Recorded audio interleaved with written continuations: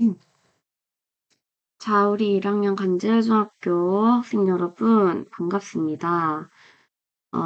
미술 수업, 우리 지금까지 1학기, 2학기 어떻게 수행평가 진행할지에 대해서 알아봤는데, 오늘은 구체적으로, 우리 첫 번째 수행평가 현대적 문자도 제작하기와 관련된, 내용을 좀 같이 배워보도록 하겠습니다. 선생님이, 낫고, 다음 주에 갈 때는 바로 수행평가 들어가도록 할 테니까, 오늘 수업 잘 듣고, 문자도에 대한 개념을 이해해 보도록 합시다.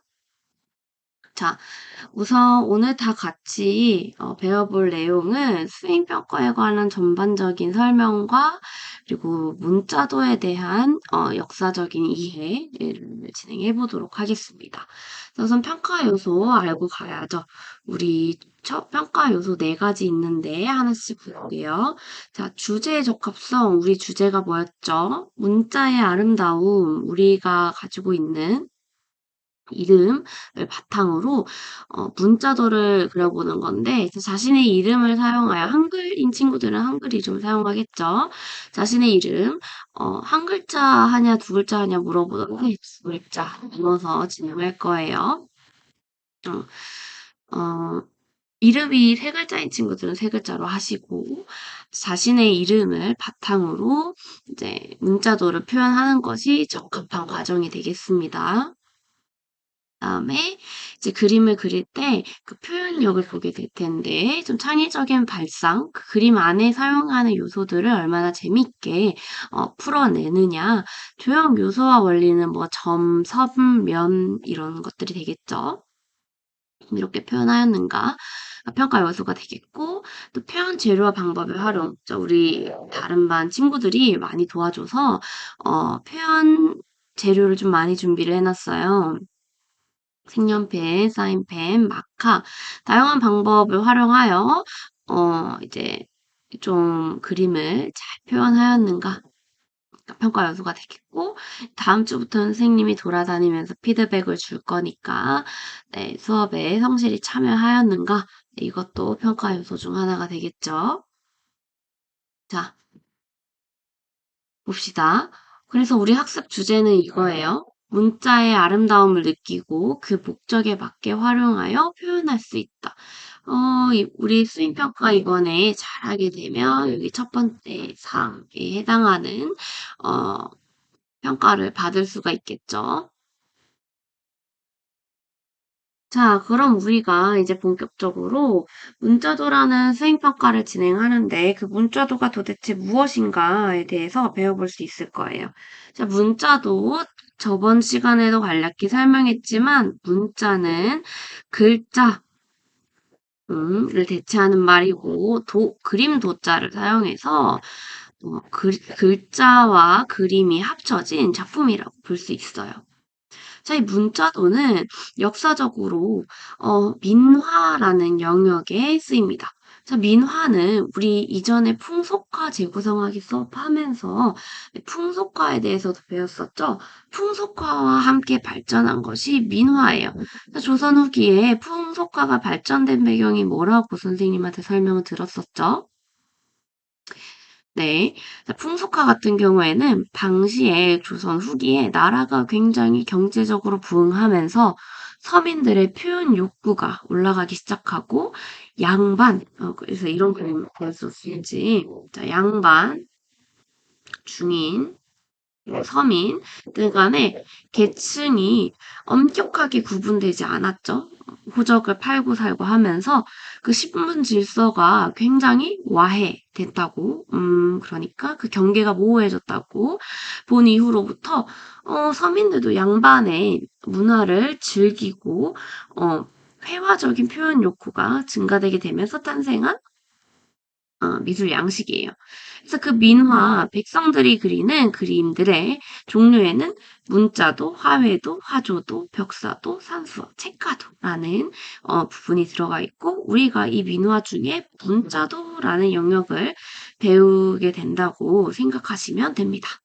자, 그래서 하나하나 조금 뜯어볼게요. 우리 민화의 종류에는 우리 지금 글과 그림이 합쳐진 문자도를 살펴볼 수 있겠고, 화조도 뭐겠어요? 한자 잘하는 친구들.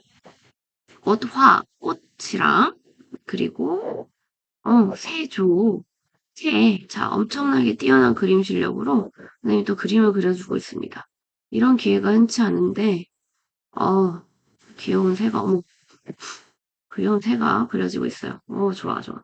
자, 화조도 꽃과 새가 어우러진 그림 그려주고 있고요. 산수와 네, 산과 물이 흐르는 경치들을 그려준 산수화가 있고, 화훼도 네, 새와 곤충들, 네, 이 그려진 시사인방이 주로 그렸던 그림 양식이 있고, 벽사도 그렇고, 이렇게 눈에 보게 되면은 악기야 물러거라 하고 그림을 붙여놓는 경우가 있어요.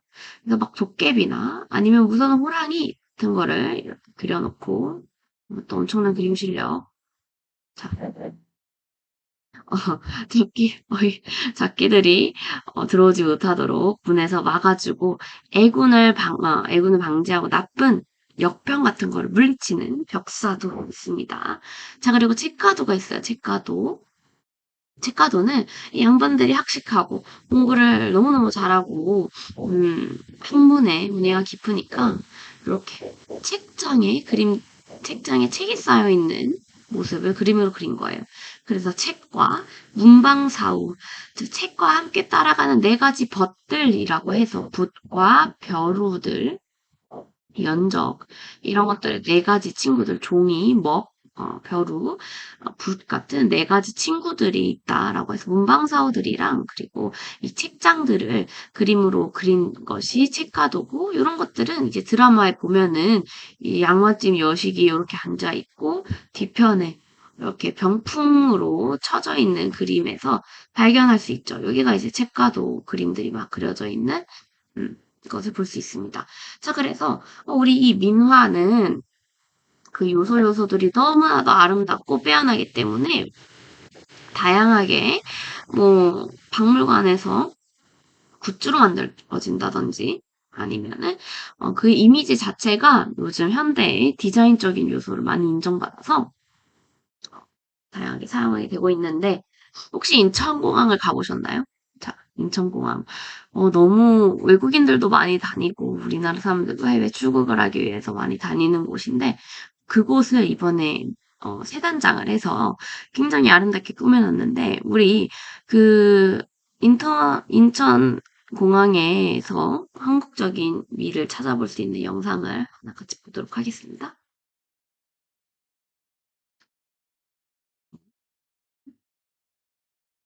자, 이 영상인데요. 같이 볼게요.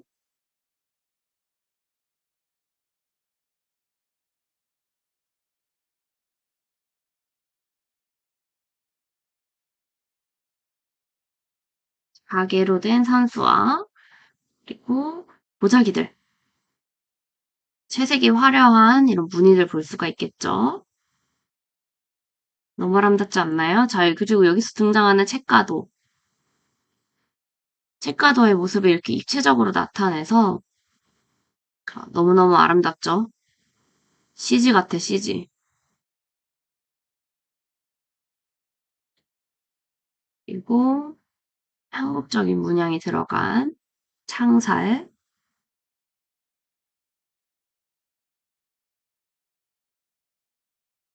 음, 조각보의 형상들을 볼 수가 있죠. 외국인이 보고 놀랄 것 같아.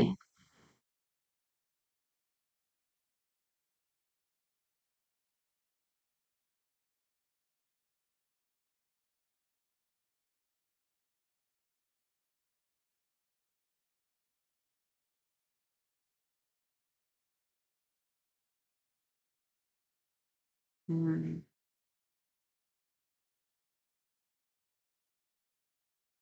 자, 이렇게 인천공항을 우리 전통 문양과 한국적인 색을 담아서 꾸며놨어요. 아까 여기에서 책가도를 볼 수 있었는데, 이렇게 채색이 화려하게 된 민화를 주로, 네, 사용을 합니다. 다시 본론으로 돌아와서. 자, 그래서, 미안해요. 뭐지? 네. 당황스럽네. 자, 민화라는 것은, 어, 결국에 우리 생활화예요. 예전에 이제 그렸었던 산수화 같은 것들은 밑에 작가와 작품이 나와 있죠. 누가 어떤 이 그림을 그렸고, 어떤 내용을 바탕으로 그렸고가 굉장히 중요했었던 게, 이전에 산수화나 아니면 뭐 난을 친다거나 이런 그림이었는데, 민화는 어떤 사람이 그렸는지를 밝히지 않고, 비전문적인 화가나 일반 대중들의 작품을 주로 일컫습니다. 그래서 사회의 요구에 따라서 주로 그 영역에 따라서 같은 주제를 좀 되풀이하여서 그렸어요. 그리고 그것이 실제 민중의 생활에 쓰이기도 했고요. 가끔씩 이 넓은 의미에서 직업 화가인 도화서나 화원의 화가로도 이런 그림을 그리기 때문에 영역이 스펙트럼이 굉장히 넓다고 볼 수 있습니다. 자, 아까 설명했듯이 민화는 시장 경제가 확대되면서 서민들의 회화 요구가 증가하여 발전하게 된 양식인데, 자, 그렇기 때문에 대중들의 미의식을 강하게 표출을 해요. 소수만 즐길 수 있는 예술이 아니라 모든 민중들이 즐길 수 있는 대중적인 미를 가지고 있고요. 그리고 아까 맨날 내가 설명하는 수묵화, 먹으로만 농담을 줘서 그린 그림들과 달리 현란한 색채, 굉장히 단색들을 진하게 사용을 했죠. 이 현란한 색채를 사용하고 주로 스무카 같은 경우에는 먹을 활용하여 농담 조절해서 그림을 그렸다면 요런 채색화 같은 경우에는 석채라고 해서 다양한 우리 지금의 현재 물감 같은 걸 사용해서 그렸다고 보시면 돼요. 익살즉 해학적인 표현, 즉 어떠한 그림을 그릴 때 되게 웃기게 생겼죠. 풍자화를 그리거나 웃기거나 좀 재미있게 그려낸 그림들을 볼 수 있습니다. 또 상징적인 주제를 강조하고 인명성을 특징으로 해요. 그래서 주제는 책가도에서 사용되는 주제는 계속 되풀이 되지만 그 그림 작가가 누구인지는 잘 모르는 것이 민화의 특징이에요. 자, 그리고 요거는 이제 1월 오공도라고, 드라마 같은 데 보면 왕이 이렇게 앉아있고, 병풍장식으로 1월 오봉도가 그려져 있는 것을 볼 수가 있는데, 자, 예를 들어서 이 1월 오봉도에도 그 주제가 있어, 상징적인 주제. 그림을 그렸을 때, 자, 뭐 이 호랑이와 까치가 그려져 있는 것에 대한 의미가 있다던가, 여기에 이제 뭐 책이 그려진 의미, 뭐 여기에 뭐 모란이라는 게 그려진 의미, 이렇게 다 그 각각의 의미가 있어요. 예를 들어 1월 오봉도에서 구름이 그려져 있으면 다른 그림 같은 경우에는 그냥 구름을 보고 그린 것일 텐데 이런 1월 오봉도에 나오는 구름은 떠다니는 인간의 마음이라는 뜻이 있어서 여기에서 그 상징적인 의미를 찾아볼 수 있어요. 그래서 막 여기 만약에 이런 롱도에 자라가, 그 거북이가 나온다던가 사슴이 나온다던가 하면은 장수를 뜻하는 상징물이 나왔다고 생각을 하시면 돼요. 그래서 우리가 문자도도 결국에 민화의 일종이니까 상징적인 주제가 있을 거고 우리는 그 상징적인 주제를 나중에 이따가 알아보도록 할 거예요. 자, 그리고 다른 그림 같은 경우에는 당시에 중국에 있었던 절경, 중국의 산, 이런 것을 모방해서 그렸다면, 민화는 우리나라에서 독자적으로 탄생한 가장 한국적이고 독립적인 미술 양식으로 볼 수 있어서 자부심을 가지고 있는 문화라고 보시면 되겠습니다. 자, 선생님, 저는, 이런 것에 대해서 좀 알아보고 싶은데, 관련된 이제 자료가 어디 있는지 모르겠어요. 하는 친구들을 위해서 자료들을 준비해 왔습니다. 자, 국립중앙박물관 이뮤지엄, 국립민속박물관, 조선민화박물관, 간송미술관, 국립중앙박물관들을 들어가 보시면은 다양한 이미지들을 활용할 수 있는데요. 예를 들어 이뮤지엄에 한번 들어가 보겠습니다. 자, 요렇게 오늘 박물관이라고 해서 추천하는 문화재들이 영상들이 나와 있는데 우리 문자도에 대해서 공부할 테니 문자도를 검색해 봅시다. 자, 문자도를 검색하면 음, 이렇게 나오지? 자, 이렇게 작품이 나오네요. 이렇게 넘어가서 보다 보면 자, 굉장히 아름다운 민화들이 나오게 됩니다. 문자도가. 그래서 여러분도 이런 느낌으로 그림을 그려줄 수 있을 것 같아. 그래서 그림을 그리는 방법에 대해서 조금 사이트에 들어가서 참고해 보시면 될 것 같습니다. 넘어가서.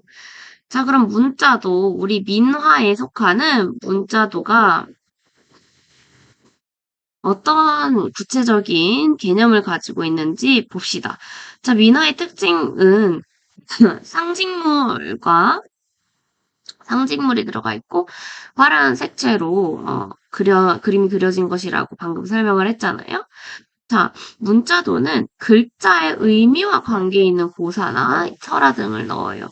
그래서 그 글자를 뒤에서 배워볼 텐데, 유교 교리, 그러니까 인간이 다 해야 하는 인간적인 도리됨을 글자로 쓰고 그 글자와 관련된 이야기들을 상징물로써 그려넣어서 글자로 구성하는 것이 문자도라고 볼 수 있어요. 별명했듯이 병풍상식으로 주로 쓰이고요. 그러면 어떤 글자가 유교 교리를 전달하는, 교훈을 전달하는 글자가 어떤 것이 있을지 봅시다. 자, 문자도 효제도의 8가지 뜻과 그림에 대해서 알아보도록 할 텐데요. 자, 문자도에는 이렇게 쓰이는 8가지 효제, 중, 진, 예, 이, 염, 지 라는 단어가 있어요. 자, 너네 뭐 태권도 할 때 이런 거 외우라고 혹시 듣지 않았나요? 자, 상강 오륜의 요체예요. 효자, 효도와 관련되어 있는 거, 제, 아우제, 형제와 이웃 간의 우애와 관련된 거, 충성, 자, 신하가 다해야 될 도리, 왕에게 충성하는 그 충성, 자, 믿을 자, 서로의 믿음을 지켜야 한다, 신이, 그리고 예절이 예의가 있어야 함, 그리고 의리와 관련된 내용, 청렴할 때 그래서 청렴하게 살아야 한다. 자신이 무언가를 했을 때 그 행동이 잘못됨을 알고 부끄러움을 알아야 한다. 라는 이 상강오륜의 이 한자들을 그 내용과 관련된 그림들로 그린 것이 바로 문자도의 시작이었어요. 자, 우리는 이 문자도를 바탕으로 너네들의 이름을 바탕으로 그림과 글자를 합쳐서 그림을 그려보려 하는데, 퀴즈를 시작하겠습니다. 가쁜 퀴즈. 자, 여러분이 함께 선생님과 있었다면 선생님이 또 사탕 파티를 하면서 상징물을 찾는 그림에 대해서 좀 퀴즈를 낼 텐데 그러지 못하는 게 굉장히 아쉬울 따름이에요.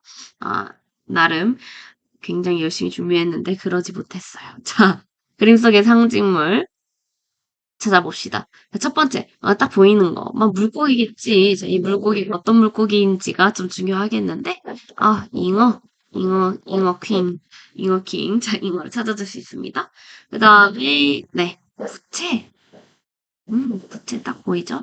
자, 이거와 관련된 이야기가 효를 상징한다고 해서 여러분이 찾아줄 수 있고, 자, 이건 뭘까? 이게 뭐지? 라고 할 수 있는데, 자, 요것은 죽순입니다. 어, 저희 탕수육 먹는데 뭔가 옥수수도 아닌 것이 뭔가 말캉말캉하게 맛있는 것이 이게 죽순. 대나무의 어린 대나무라고 볼 수 있습니다. 다음에 네, 검은 거. 이 네 가지가 효를 상징하는 상징물이에요. 자, 이 상징물을 이렇게 찾아줬다면, 자, 마음속으로라도 찾아 놓았고, 퀴즈를 맞춘 친구들이 있다면 언제든 선생님이 찾아오시면 됩니다. 사탕 파티를 해요. 자, 네 가지와 관련된 상징 이야기를 살짝 들려줄게요. 자, 잉어, 왕상이라는 사람의 중국 고사와 관련된 이야기입니다. 저 왕상은 중국 진나라 사람인데요. 이제 계모가 너무 이제 겨울인데 잉어가 먹고 싶구나라고 하니 왕상이 어머니 그럼 가져다 드려야죠 하면서 이제 찾아보는데 어떻게 찾아 겨울에는 다 얼음 밑에서 물고기들이 잠을 자고 있을 텐데 그래서 도끼로 얼음을 깬 다음에 자 이제 들어가야지 하고 있는 순간에 하늘이 굉장히 감명을 받은 거야. 어머니를 위해서 이렇게까지 하는 사람이 어딨어 정말 감동이야 하면서 갑자기 얼음이 팍팍 깨지면서 잉어가 왕상의 손에 쭉 잡히게 된 그런 이야기가 있습니다. 그래서 잉어는 그 상징이 효와 관련된 스토리가 있어서 효와 관련된 상징이 있다고 볼 수 있습니다. 그다음에 맹종의 이야기도 있어. 자, 맹종. 겨울에 병든 어머니가 이제 또 죽순이 또 먹고 싶으시대.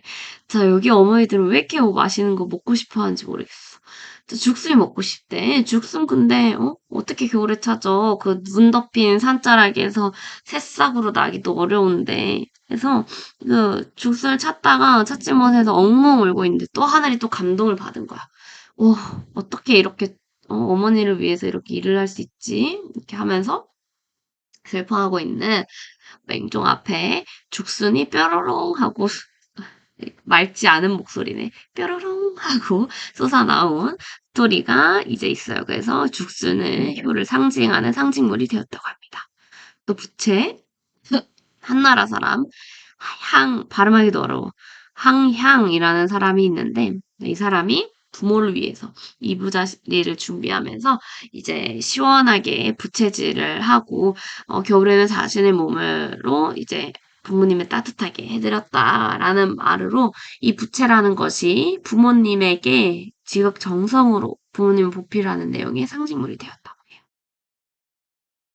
강화금은 순임금이 계모에게 가야금을 들려주었다라는 하는 고사를 이용하여 이 네 가지 상징물을 효를 상징하는 대표적인 상징물이 되었다고 합니다.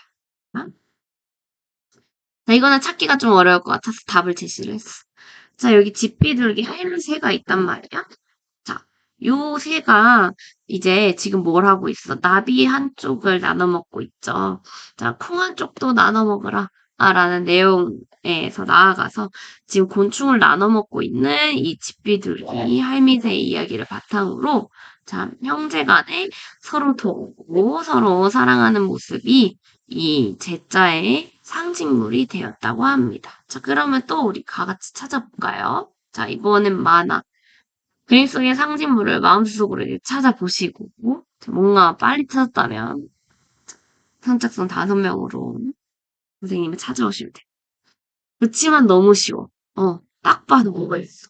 용이 있지, 이렇게 용이. 이렇게 몸을 꺾어서 있어요. 그리고 이 용이 휘리리리리 하고, 잉어에서 변하게 된다는 뜻을 가진 잉어, 또 잉어 나왔지. 자, 물고기가 있고요. 그다음에 여기 선생님 이거 무슨 벌레 같은데요 하는 친구들도 있었는데 얘는 새우입니다. 새우. 자, 그다음에 봐도 메롱하고 있는 게 아니고요. 네, 조개입니다. 조개. 조개가 있고 자, 그다음에 이거 찾기 어려웠겠지만 대나무. 그 상징물입니다. 자, 그러면 또 이 상징물에 대한 의미를 알아봐야 되겠죠? 자, 봅시다. 자, 충자, 충신할 때 쓰이는 구충자인데 이게 문자와 어떻게 결합이 된 거냐면 충자라는 한자를 이렇게 그래야 좋네요. 찾아볼 수 있겠지. 자, 이렇게 충자라는 것은 상징물이 여러분 찾아준 물고기, 용, 새우, 조개, 대나무 5가지가 있는데 그것의 상징물의 이야기를 한번 또 들려주도록 하겠습니다. 자, 물고기가 변해서 용이 된다는 어변 성령의 이야기를 표현하고 있어요. 자, 이제 잉어가 용문을 넘으면 출세해야 한다는 내용을 담은 건데 그래서 개천에서 용난다는 얘기도 들어봤잖아. 그런 식으로 용이 된다는 것은 과거에 급제하고 관직에 오른다는 뜻이 있을 수 있어. 그래서 물고기, 잉어가 용문을 넘어서 과거에 급제하는 내용을 담은 것이 이 충자의 어변 성명입니다. 그래서 우리 창덕궁 주암루에도 이처럼 물고기가 조각되어 있고 주암루로 올라가는 문턱이 있는 곳이 있는데 이곳을 넘으면 이제 용이 된다라는 의미의 어수문도 있습니다. 자, 이렇게 관직을 의미하는 물고기 용이 그려져 있으면 관직의 출세에 관료로서 왕에게 충성하는 모습을 보인다라는 뜻을 가진다는 것으로 보아 충자에 적합한 소재라고 볼 수 있겠네요. 자, 또 새우와 조개가 그려져 있어. 자, 새우는 자, 선생님의 엄청난 그림 실력으로 또 새우를 그려보겠습니다. 비웃지 마세요. 자, 새우. 너무 잘 그리지. 이렇게 그리는 사람이 어딨어. 새우가 뭐가 날개가 있었나? 모르겠어. 자, 새우가 다리가 있지. 날개야. 맨정신이 아니네요. 자, 새우가 이렇게 등이 구부러져 있지. 구부러진 새우 등은 진심 어린 충정. 그러니까 왕에게만 충성한다, 허리를 굽힌다 라는 의미를 가지고 있고, 또 조개. 조개 또 엄청난 그림 실력으로 그려보겠습니다. 메롱하는 거 아니에요. 안에 속살. 조개가 이렇게 있어. 조개는 껍질이 굉장히 단단하기 때문에 변치 않는 충성심을 표현한 것이라고 볼 수 있습니다. 그리고 게다가 이 새우와 조개가 한자가 하합이야. 계속 화합 이렇게 계속 읽다 보면은 화합이라는 단어가 탄생하기 때문에 화합해서 군주에게 충성하라는 뜻도 담고 있다고 볼 수 있어요. 그리고 이 대나무 있잖아요. 자, 글자로는 안 나와 있지만 지금 선생님이 또 엄청난 그림 실력으로 대나무를 그려보도록 하겠습니다. 와, 대나무. 네. 대나무에는 어떠한 충돌의 의미가 담겨 있냐면, 얘들아, 대나무는 일단 첫 번째로 속이 비어 있어. 그래서 여기다가 대나무 밥을 해 먹으면 정말 맛있거든요. 자, 코로나에 걸리면 입맛이 떨어진다는데 전혀 입맛이 떨어지지 않아요. 여기 대나무 밥이 생각나는 대나무가 있습니다. 속이 비어있기 때문에 어떠한 것을 욕심내지도 않고 굉장히 청렴한 마음을 가진 군자의 덕을 상징하는 청렴함이 하나 뜻이 있어요. 그래서 속이 비어있다라는 것이 욕심을 부리지 않는다라는 군자의 미덕을 상징하고 있고, 두 번째, 선생님이 초록색으로 그렸지. 대나무는 겨울이 돼도 푸른색이야. 다른 것들은, 이제 다른 나무들은 이제 겨울이 되면 잎이 떨어지고, 갈색으로 변하지만, 우리 다이나무 같은 경우에는 사시사철 푸르다고 해서 청록색을 뜻해서 굉장히 사시사철 맑고 푸른 기운을 가지고 있다는 뜻으로 변하지 않는 마음을 상징하기도 하고, 자, 세 번째. 대나무는 이렇게 그냥 풀처럼 이렇게 휘어지지 않아. 휘어질지 않정 부러진다는 굽히지 않는 충절이라는 의미를 가지고 있기 때문에 충자는 네. 충자가 아니라 대나무는 저 충절을 뜻하는 의미로 많이 사용됩니다. 그럼 빠르게 넘어가 볼게요. 자, 여기 길어 다시 어딘가에 갔다가 때가 되면 다시 돌아온다는 기러기는 믿음의 상징이에요. 그리고 봄을 상징하는 파랑새. 그래서 우리가 트위터가 왜 트위터가 됐냐면 소식을 전한다는 길조로 알려져 있기 때문에 이 파랑새가 소식과 관련한 상징을 가지고 있어서 약간 트위터 SNS의 상징이 되었죠. 그래서 파랑새가 그려져 있고 파랑새와 기러기가 그려져 있다면, 다시 어디 멀리 나가지만 다시 돌아와서, 행복한 소식을 전한다라는 뜻이 있어서 여기 믿을 신자를 써서 거기에 상징물을 넣고, 뜻인 신자를 대표한다고 볼 수 있습니다. 자, 또 퀴즈예요. 어떤 것이 보일까요? 이번엔 두 가지 상징물을 한번 찾아보도록 할 텐데, 자, 뭔가 잘 보이지? 뭔가 용 같기도 한 요것은 바로 거북이 찾아줬고요. 그 다음에 저 한자가 보여요 할 텐데, 네, 여기 서책이라는 나온 한자 책, 그러니까 서책이 있습니다. 요 두 가지도 잘 찾아주었는데요. 자, 거북이와 책, 이 두 가지가 그려져 있으며, 이것은 예의를 상징하는 대표적인 그림이라고 볼 수 있습니다. 예를 들어, 이 스토리는 뭐냐면, 자, 거북이가 있었어. 자, 임금이 치수를 할 때, 낙서에서 거북이 등이 이렇게, 자, 엄청난 그림 실력. 거북이 등을 보게 된 거야. 근데 거북이 등에 이렇게 칸마다 무늬가 있었던 거지. 사실 예전에는 거북이 등딱지에 글씨를 쓰면서 그 거북이 등에서 나왔었던 그 한자 모양을 따라서 한자가 만들어졌다는 설화도 있습니다.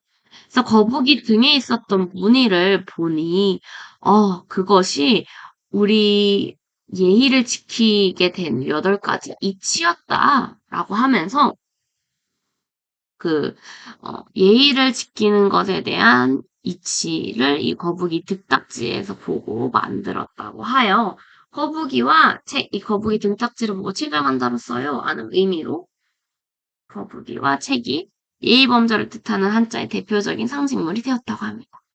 그 다음에 어 여러분 혹시 삼국지를 좋아하시나요? 선생님은 삼국지를 너무 좋아해서 삼국지에 관한 영상들을 많이 보는데 여러분이 아직도 삼국지를 보지 않았다면 침착맨의 삼국지를 통해서 좀 공부를 해보셔도 좋을 것 같고 아니면 삼국지 만화책을 좀 보시면서 삼국지를 좀 보시면 좋을 것 같아요. 삼국지가 그 안에서 막 계륵이라는 단어도 만들어지기도 하고 뭐 단장의 슬픔 뭐 이런 식으로 좀 다양한 설화들로 고사들이 만들어진 걸 볼 수 있는데 좀 한번 알아뒀으면 좋겠어. 그래서 삼국지는 꼭 한 번씩 보시기를 추천드려요.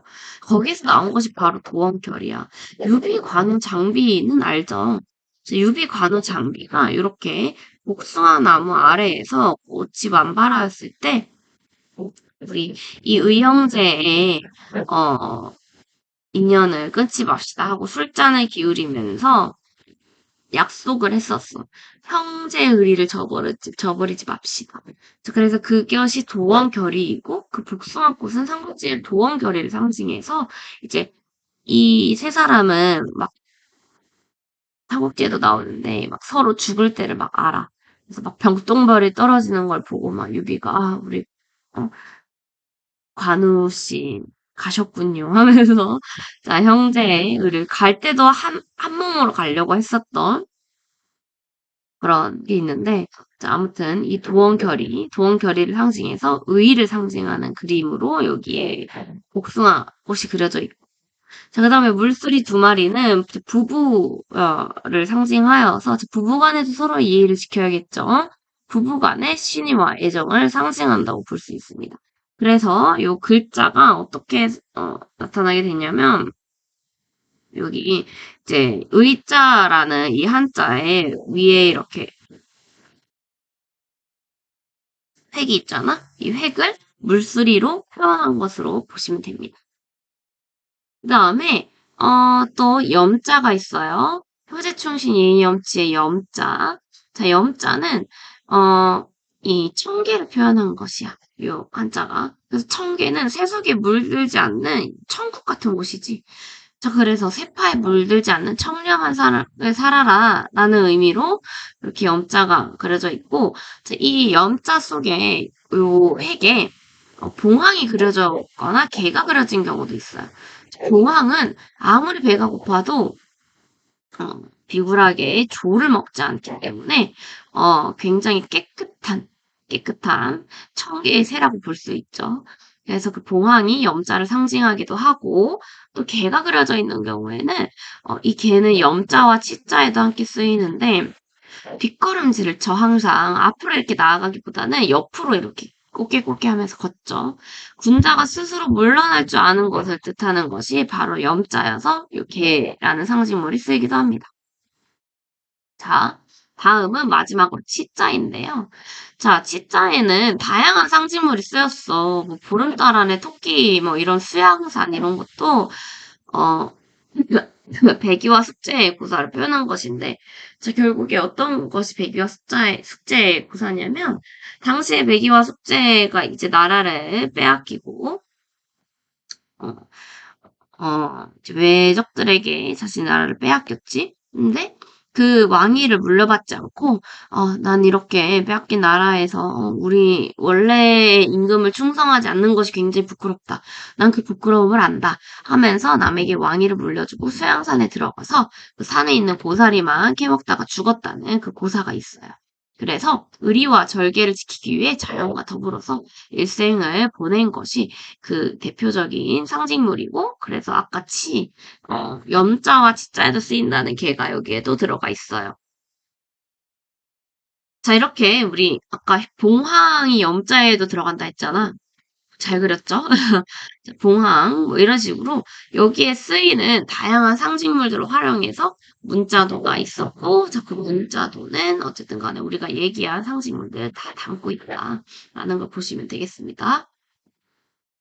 자, 우리는 이 효제 문자도를 바탕으로 어떻게 그림을 그릴 것이냐? 효제 문자도의 변천을 조금 살펴보시면 좋을 것 같은데요. 효제 문자도 같은 경우에는 변천이 있어. 그러니까 처음에는 이렇게 글자 안에다가만 그림을 그려 넣었죠. 그래서 여러분도 이 방법을 사용하여 글자 안에 그림을 그리는 방식으로 너네 작품을 꾸며봐도 되겠지. 근데 이제 조금 더 발전해서 우리가 아는 상징물들, 다양한 다른 소재들을 결합해서 다채로운 그림들을 그린 것들. 여기 이제 효자의 잉어랑 그리고 검은고, 죽순들 들어간 그림들. 상징물을 추가하는 방법. 너네도 이렇게 글자는 쓰겠지만 그 상징물들로 그림들을 그리는 방법을 사용해 볼 수 있게 하고 또 아예 이제 또 발전한 새로운 양식은 글자 형태를 탈피하여 필기 일부를 그림으로 대체한 경우. 여기 이렇게 새가 꽃을 물고 있는 모습으로 글자 획을 표현하였죠. 이렇게 소재들이 글자의 자획을 구성하게 되는 걸로 회화적으로 그려볼 수도 있겠고 또 아예 무슨 글자인지 알아보지도 못해. 너무 어려워. 이거 지금 부채거든, 부채. 잉어 꼬리 있고 여기 죽순 있잖아. 검은 거 있고. 자, 이게 효자라면 여러분 믿으시겠습니까? 자, 이렇게 상징물들을 통해서 글자를 알아볼 수 있게 추상화되고 단순화된 것이 마지막 작품의 양상인데, 여러분들은 1, 2, 3, 4번을 활용해서 어떤 방식으로든 문자도를 꾸며보시면 좋아요. 자, 말고도 우린 다양한 상징물들이 있는데 몇 개만 좀 알아보고 갈게. 자, 우리가 이 효세 문자도에서 나오는 상징물들 말고 100여 가지의 다양한 물체에 대한 상징물들이 있어. 그래서 만약에 여러분들이 무슨 시험을 준비하고 있다. 그러면 살구꽃을 하나 그려주는 거야. 살구꽃은 시험 합격이라는 의미가 있어요. 왜냐면 살구꽃은 음력 2월에 시험 결과만 이렇게 만발하기 때문에 시험 합격의 의미를 담고 있는 것이 바로 살구꽃이에요. 그다음에 이제 물고기. 여러분들이 물고기 아까 잉어 같은 경우에는 출세와 등용을 뜻하기도 하고 효자를 뜻한다고 볼 수 있었는데 엄청난 그림이십니다. 물고기는 밤에 잘 때도 눈을 뜨고 자. 그렇기 때문에 부지런하고 나쁜 것을 경계한다는 의미를 가지고 있어요. 자, 이렇게 보시면 모란꽃은 그 풍성하게 핀 꽃이 부귀와 행복을 뜻한다고 할 수도 있어서 이렇게 좀 다양한 상징물들을 찾아서 여러분의 그림에다 표현을 해도 되고 아니면 여러분만의 상징을 만들어서 그림을 표현하셔도 되고 생각합니다. 예시작을 조금 더 볼게요. 자, 손동현 작가라는 작가를 검색하면 이 작가가 브랜드를 이렇게 문자도로 만든 경우가 있어. 여기 보시면은 맥날의 주인공이 이렇게 나타나 있고 용이 맥도날드 감자튀김을 가지고 있어. 그리고 신선들이랑 이 맥날 주인공들이 그림을 얘기를 하는 모습 그리고 저기 그 거북이가 이렇게 맥날 감튀를 들고 있는 모습들. 여러분도 이렇게 글자 안에 여러분이 만약에 먹는 것이 취미야. 뭔가 맥도날드 좋아해. 그러면 이렇게 글자 안에 여러분의 맥도날드를 그려서 표현해 볼 수도 있고 나이키도 나이키 신고 춤추는 사람들 나이키 조던 모습 이렇게 찾아볼 수 있고요. 아디다스 신발, 선신들이 이렇게 있는 모습, 아디다스 그 로고, 그 다음에 선수, 뭐 이런 식으로. 여러분이 이렇게 문자도에 대해서 좀 한국적인 특색은 가지고 있되, 좀 이렇게 형태를 다양하게 해서 뭐든 그릴 수 있다라는 것을 보시면 좋을 것 같습니다. 우리가 봤었던 예시작이죠. 색연필이랑 사인펜만을 활용했기 때문에 여러분도 제발 충분히 할 수 있다고 생각해요. 충분히. 제발. 자, 하지만 이 정도의 퀄리티는 원하지 않아. 나는 너네들이 열심히 좀 잘 해줬으면 좋겠는데 이거 충짜라고 저번에 얘기했죠. 이렇게 우리 아이디어 스케치하고 이렇게 바꿔보는 수업을 진행하도록 하겠습니다. 자, 예시작 우리가 저번에 봤었던 거 이렇게 한 번만 더 확인해 주시고 찾아보시면서 그림 그리시면 좋을 것 같아요. 자, 이름이 한글인 친구들은 한글 이름으로 준비를 해주고, 이렇게. 자, 게다가 이 문자도가 얼마나 중요하고 너네들이 한 번쯤 해봤으면 좋겠냐는 생각을 했냐면, 국민대학교에서 현지동을 표현하는 것을 문자도로 나타내라고 시험에만 나왔어. 그래서 연필과 색연필만을 사용해서 추나추동을 표현하라는 것을 나타나는데 이게 합격적이야. 요렇게. 봄, 여름, 가을, 겨울이라는 것을 굉장히 다양하게 표현을 했어. 이거는 이제 새싹이 되고 여름에는 뭐 꽃이 피고 가을에는 열매를 맺고 겨울에는 또 잠들고 이 모습들을 이렇게 그려준 것들 예시작으로 애들도 활용해줬으면 좋겠습니다. 굳이 글자 안에만 이렇게 매몰되지 않고 글자 주변에 다양한 그림을 그리는 방법, 또 글자 속에 이렇게 대상을 표현하는 방법들 고등학교 언니 오빠들이 어떻게 했는지 한번 참고하시면 좋을 것 같아요. 이 친구는 이름이 한글 이름으로 이렇게 적었는데 이름에 학자가 들어간다고 학을 그렸고 어변송룡 아까 배웠죠. 용이 되기 전에 이제 물고기의 모습, 이제 숨은 저희 그 물속을 물에서 뛰쳐오르는 모습 그리기 위한 상징물을 그려줬고 태연이도 옆에 상징물들을 그려가면서 예쁜 이름을 완성했음을 확인할 수 있어요. 이 정도는 바라지 않죠. 이 정도 바라지 않지만 이런 물고기는 그릴 수 있을 것 같은데. 이거 석류예요, 석류.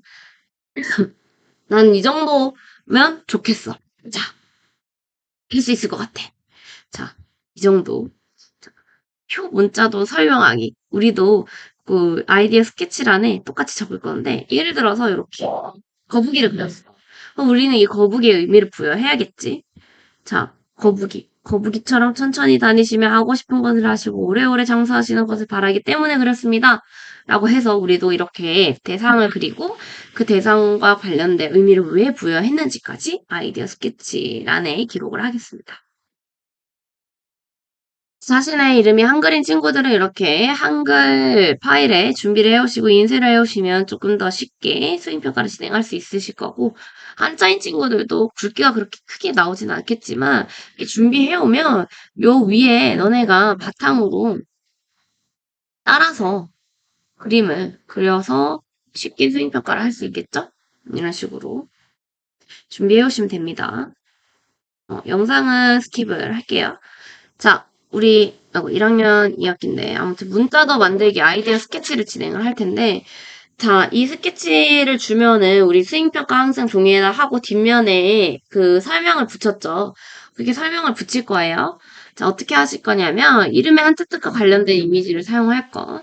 한자 뜻이 아니더라도 내가 뭐라 했죠? 자신의 관심사와 관련된 거 하셔도 된다 했죠. 예를 들어서 내가 세자 아이디어 스케치를 여기다가 이렇게 할 거예요. 그러면 선생님 뭐 공부를 좋아해. 뭐 공부하는 거 좋아해. 그러면 여기 세자의 이 모습에 어, 연필을 그려서 표현을 할 수도 있겠고 뭐 이런 것을 붓으로 나타나도록 연필이랑 차이가 없는데요. 자, 붓으로 나타낼 수도 있겠지. 자, 이렇게 아이디어 스케치를 하고 그 다음에 여기 뒤에 연필을 사용했다 하면 연필 적고 각각의 의미 열심히 공부함 하는 것을 상징. 선택한 이유. 공부해서 나의 꿈, 선생님이 되기 위해 아는 것을 표현하시면 되겠죠. 자, 여기도 예시가 있으니 이렇게 상징물들을 적으시고 작품 제목 적으셔서 그림과 함께 제출하시면 수행평가는 끝이 납니다. 그래서 다음 주에는 이 활동지를 작성을 할 거고 아이디어 스케치를 해서 문자도를 진짜 제작해 볼 것입니다. 다 같이 다음 주에 수행평가를 이렇게 준비해 오시면 될 것 같아요. 그러면 오늘 선생님은 여기까지 설명을 마쳤고, 정말 너네들이랑 퀴즈도 하면서 재밌게 수업을 진행하고 싶었는데, 이렇게 돼서 너무너무 아쉬운 마음이 큽니다. 하지만 다음 주부터는 또 재밌게 수업이 진행이 될 테니까, 우리 또 그림 그리면서, 재밌는 시간 보내봤으면 좋겠어요. 자, 그럼 모두 안녕.